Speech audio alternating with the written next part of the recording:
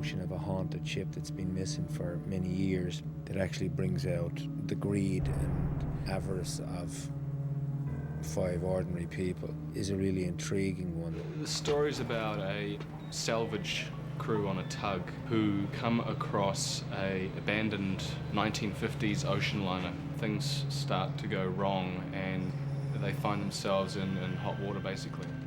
There's clearly activity going on the ship, and it's pretty scary. This ship is, shall we say, it's not abandoned. They're looking for fortune, and instead they come across mayhem. There's a haunting that's going on. Lots of screams in the night. I always sort of saw it as The Shining meets Dead Calm. The Mare Celeste, the Bermuda Triangle, it ties into all those kind of areas. I think if you're in for a good scare, this is the one to see because it's really horrific. People are going to really be scared, and they're going to love it. We like to shock you, and I think this is full of that.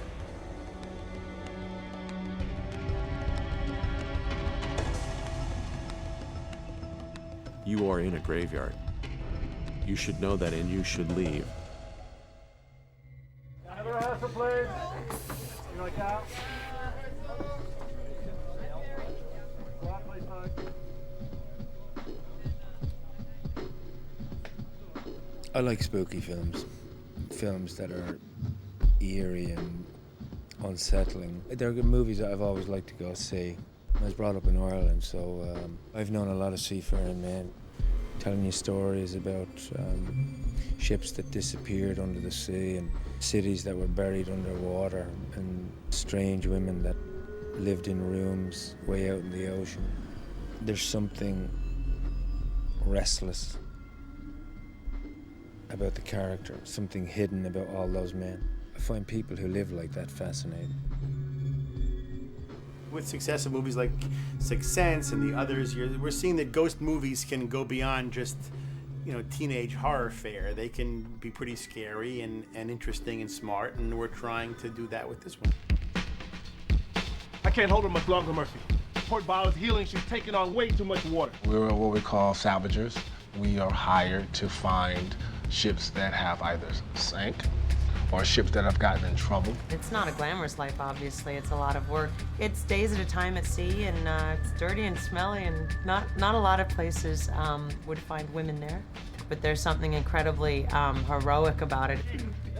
They're just kind of like a tough bunch of people. Put their nose out on the line for each other, and they work together as a team, and a lot of cooks in the kitchen. Hi, hi, Mr. Murphy. I'm Jack Ferryman. I was wondering if I could buy you a drink.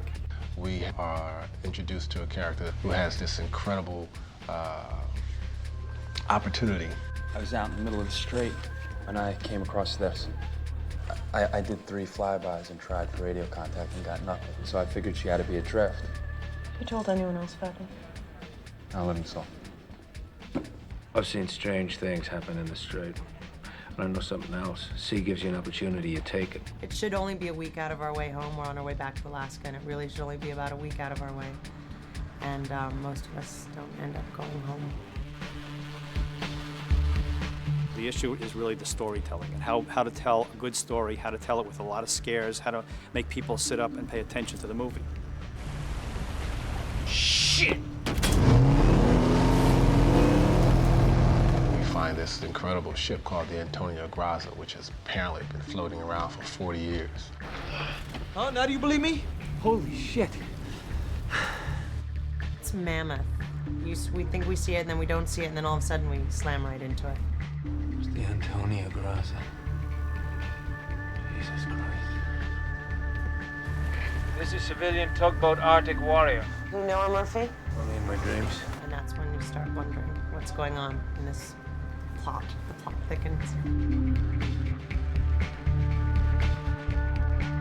I think audiences are going to go and see this movie for a thrill, to see something that they've never seen before. I mean, just the mere visual of this 1950s rusty ship appearing out of the mist and dwarfing the tug Arctic Warrior is a visual that I haven't seen on cinema yet. At the height of its day, it was the opulence of ocean-going, travel and leisure. It's very luxurious. It was the fashion of its heyday. It is, of course, like most things in fashion, fallen decrepitly by the wayside. It has even deteriorated to the point of just being a rusted hulk. Welcome aboard. I'm Julie. I'll be your hostess this evening.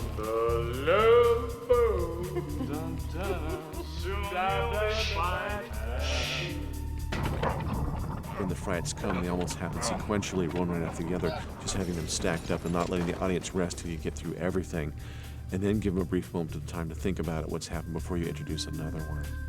So they find this old ship that is rusted on the inside for the most part, but still huge and tons of things that could be sold in it. And then they find a huge amount of gold. Yeah!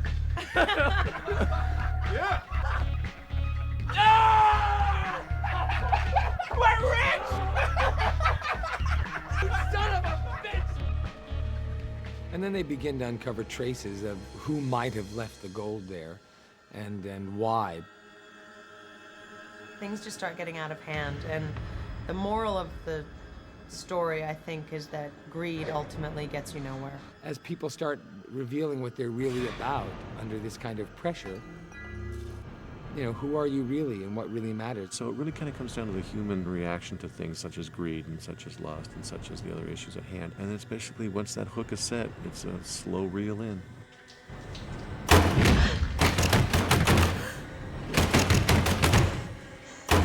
All you need is a couple of beats here and there, and then some music, and then a scare, which I've counted at least by 47, close to 50 some odd scares in this movie. So you're gonna have the suspense.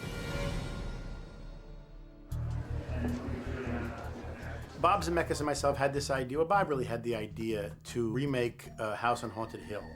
And as we were preparing it, Bob thought, look, it would be really fun if we could maybe make more of these pictures. House on Haunted Hill was good and successful, and 13 Ghosts was more successful. We want to keep going. We're trying to, have one of these movies come out every Halloween. The intention was to make really good quality pictures that will scare people, and just keep it going, keep it moving, keep the pacing of it really, really well paced. You have a lot of action, you have a lot of characters that have a lot of arcs. A lot of us have really put a lot of effort into really building character in a film that normally doesn't require it. I think with all these great actors, we've been able to create people that you're going to care about within the horror of the film. It's a man of Murph, huh? It's about the sensation. It's about the hit of the visceral experience. I mean, that's what these guys are good at, If you're going to do a horror movie, you do it with them. So this is the thriller that's going to, I think, have people jumping.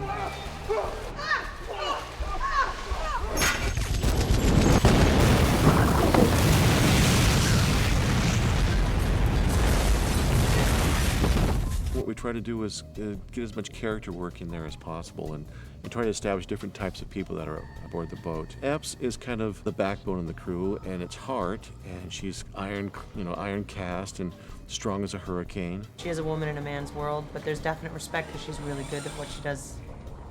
The interesting thing about my character is she doesn't really care much about the gold. Her life is this. She's a classic hero. She's the person you look to when you're in trouble. That's who everyone looks to. Like Sigourney Weaver's character in Alien.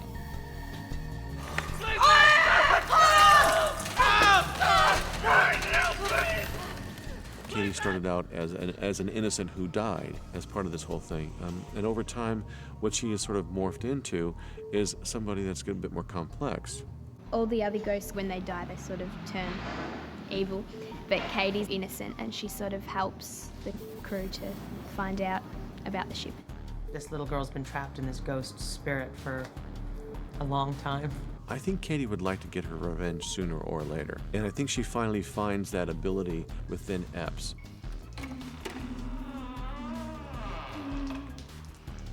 I want to show you something. Katie's sort of like her little guide. In Dante's Inferno, Virgil guides Dante through hell. And in a way, she guides Epps through hell and gets her out the other side.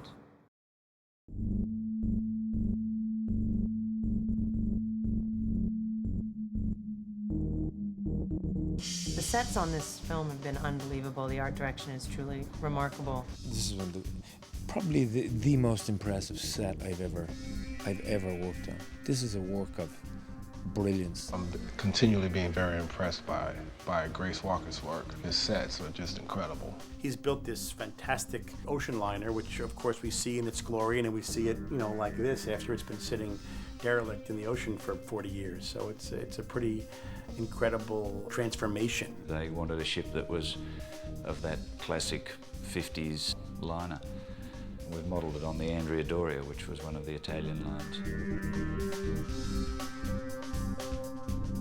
So it was quite a challenge, especially as it goes through many phases of decay, right from when it was a pristine ship. What we wanted to do with the ship, as opposed to your typical haunted house movie, we wanted to give it a layering of wet texture, a waterborne demonology, if you will. As the actors, we'd walk around sometimes and you just want to tell the camera, come film over here, come film over here. The rust, the way everything is glistening, and I mean, it's just remarkable. You really feel like you're on the boat. And then to transform it back into 1960s and see what it looked like when it was new and beautiful, it's just been a pleasure. His designs are fabulous. There is so much intensity and richness and believability in those sets that it makes, the bit of icing on the cake that is visual effects. It makes that job so much easier.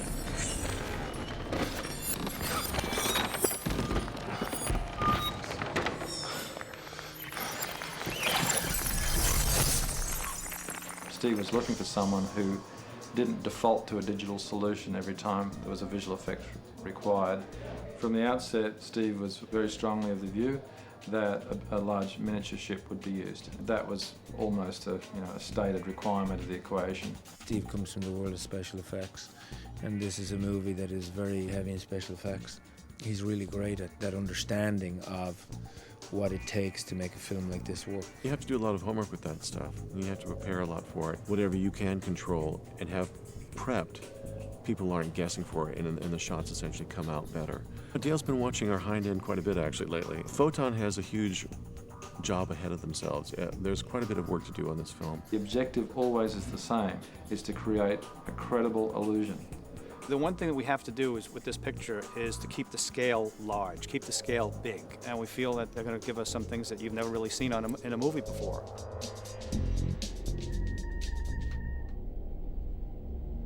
Come on. Big death, ready? Cameras, fade, action! These kind of movies require a certain amount of shock value to them. A guy goes into a darkened room, you go, don't go in there, there's bad things. You're waiting to be scared as an audience. So we've kind of created a ship full of dark rooms and let that opportunity sort of leap out at people. With this picture, we're really topping ourselves with frights and scares, and I think the audience is going to be in for a great ride.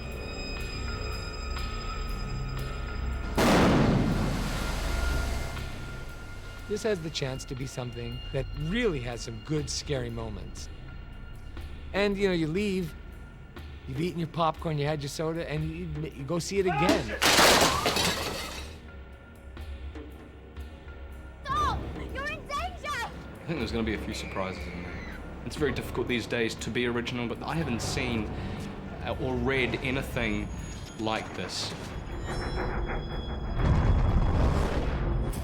I think the shock value is going to be quite huge. The visual effects, the traditional scare stuff, the blood, the gore, the macabre, but yet the storyline, it all comes together. It's got twists and turns that you don't see coming. We try very hard to come up with twists that you don't see, that you don't feel that are going to be there. I think they're just going to love the fear factor of it, because you're not going to know what's going to happen, and the visual effects are stunning. It's going to be a lot of fun, and I'll watch this movie on Halloween, that's for sure. You'll probably be seeing us every Halloween for some number of years to come.